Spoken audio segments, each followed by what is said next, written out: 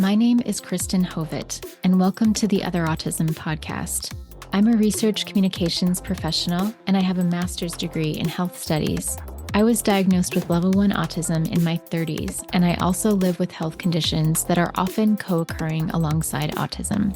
The Otherautism is a place to explore late diagnosed autism, discuss the latest in autism research, and hear directly from autism researchers, help dispel myths and stereotypes about autism and autistic people, and more.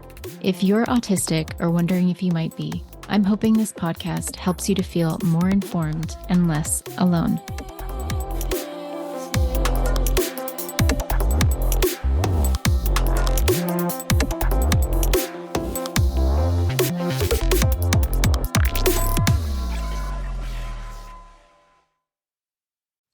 Today, we're talking about mast cell activation syndrome, also called mast cell activation disorder, and autism. Is there an overlap?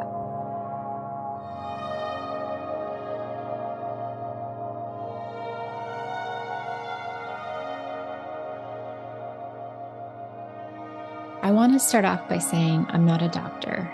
I am a Master of Health Studies student, but anything I say here and in any of my other episodes should not be taken as medical advice. If you're wondering about mast cell activation, if you're thinking you might have it or issues related to it, I suggest going to your doctor and asking for a referral to an immunologist. They're also called allergists. Sometimes you'll see allergist/immunologist or immunologist/allergist. So it's fairly widely known that autistic individuals usually have some kind of allergy or food intolerance, or they might have many allergies and many food intolerances. And the other thing that's common is gastrointestinal symptoms or gastrointestinal problems. These are so common in autistic folks. Sometimes they are true allergies, and sometimes they're unexplained reactions that are labeled as intolerances. One study I read found that about 70% of the autistic people they studied had some type of allergy or dermatitis or rhinitis or asthma, compared to only 7% of age-matched non-autistic people, again, in their study.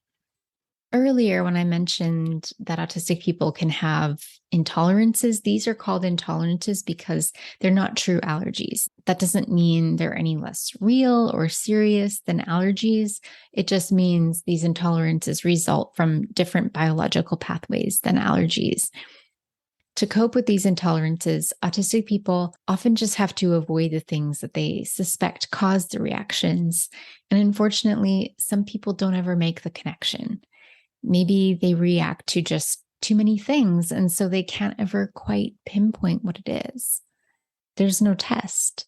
The only thing they can do is try an elimination diet where you reduce your diet and exposure to almost zero and slowly build up, adding one thing at a time.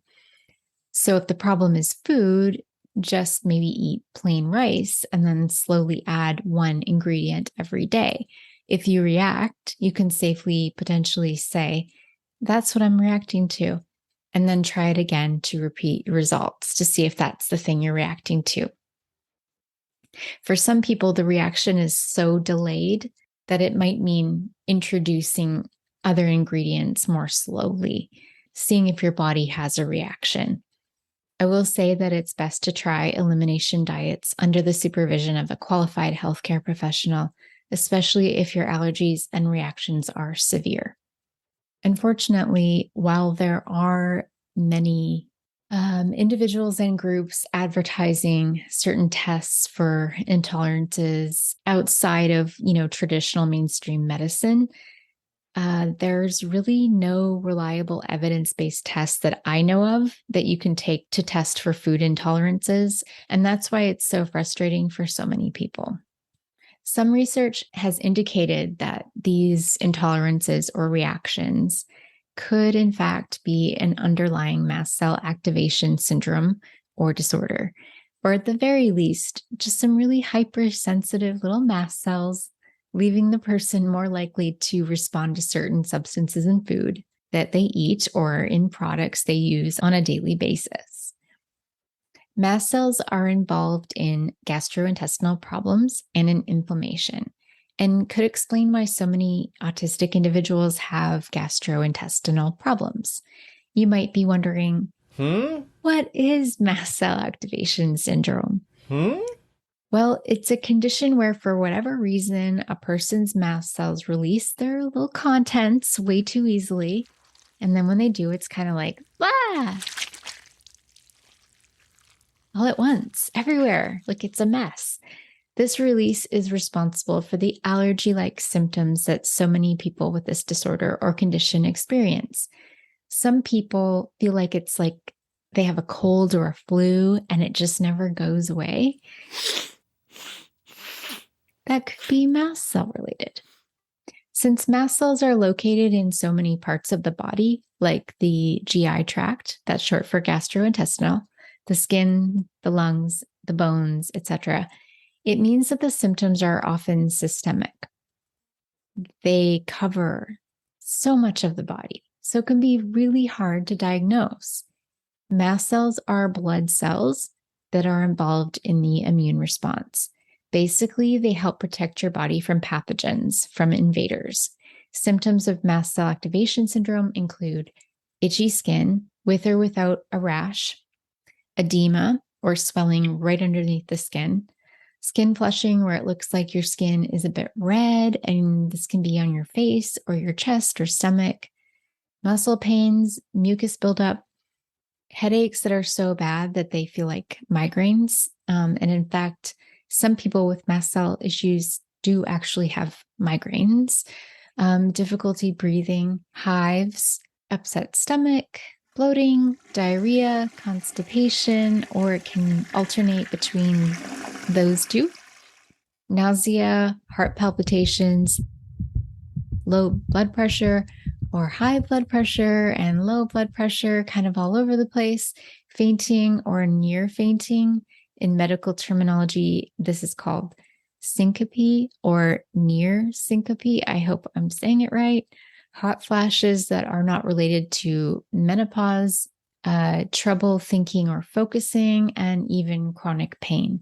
Now, that is not a full list of symptoms. And it's important to note that everyone with mast cell activation syndrome will have a different symptom profile. No two people are alike. Everyone's going to react slightly differently, and they might have different triggers. In other words, different foods cause these symptoms, different products that they use cause the symptoms. There is some research to suggest that those who are autistic have mast cell activation syndrome more often than those who are not autistic, or another term for non-autistic people is neurotypical. This doesn't mean that all autistic people have mast cell activation syndrome. It just means they're more perhaps genetically susceptible. Mast cell activation syndrome also commonly occurs with Ehlers-Danlos syndrome, type 3, which is the hypermobile type or hypermobility type. And again, there's a huge overlap. If you're just looking at Ehlers-Danlos, there's a huge overlap between Ehlers-Danlos, which is a connective tissue disorder, and autism. In my case, I have all three. I was diagnosed with mast cell issues first, although it took a very, very long time to figure out what was causing my reactions. Then I was diagnosed as level 1 autistic. And then I was diagnosed very shortly after with hypermobile Ehlers-Danlos, aka EDS type 3.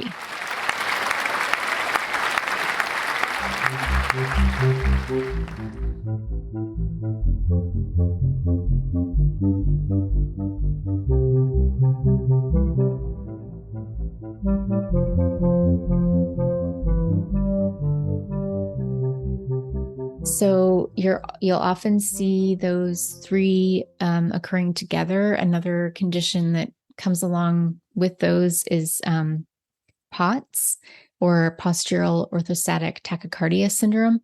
I'm not going to get too much into that, but there are some experts who think that these conditions may be their own kind of one separate condition because it seems to be a pretty specific subtype in the autism community. Like either you have this sort of cluster of things or you don't. So I'm really interested to see what happens in the research and to see, like, one day we might have a new diagnosis. Instead of getting diagnosed with all these different things, we just get maybe one. Whoa. Oh my God. So we'll see. I will say a huge kind of word of caution. There's some in the research community who connect mast cell activation with as a root cause of autism. But from my understanding, from all the reading I've done, and I've been following this for several years now, that autism is so genetic. It's so genetic in origin. It runs in families. It runs passed through in multiple generations. From what I have read, I don't think that mast cell activation disorder causes autism. I think it's a co-occurring condition, just like Ehlers-Danlos is. And we know that Ehlers-Danlos is genetic, and that Ehlers-Danlos, if you just look at Ehlers-Danlos, it often coexists with mast cell activation syndrome. You might find some people out there who say, oh, mast cell activation disorder syndrome causes autism, and we can fix autism. We can fix autistic people by curing them of their mast cell activation problem. Well, neither is possible as far as I know. I know there are some improvements that can be made with mast cell activation syndrome. Most of the treatment involves avoiding the triggers. So avoiding the foods, avoiding the products that cause the reactions, that cause the annoying or disruptive or sometimes very dangerous symptoms, depending on the person and how bad their condition is. Next time, we're going to talk about autistic people attracting narcissists. Is that actually a thing? Yes. And if it is, why is it a problem? And potentially even what can you do to protect yourself from those baddies? Because narcissists kind of mess things up and you don't want them around unless you know how to protect yourself. And even then, they don't make the best partners or friends, in my opinion. It's an opinion. It's a strong one, I'll admit. Anyway, I'll leave you with that. Thank you so much for joining me. Until next time, bye. Thank you so much for listening. If you enjoyed this podcast, I invite you to leave a rating or review and share this episode with a loved one. If you'd like to submit a question or message to listeners, please send an email. You can find the email address and more in the show notes.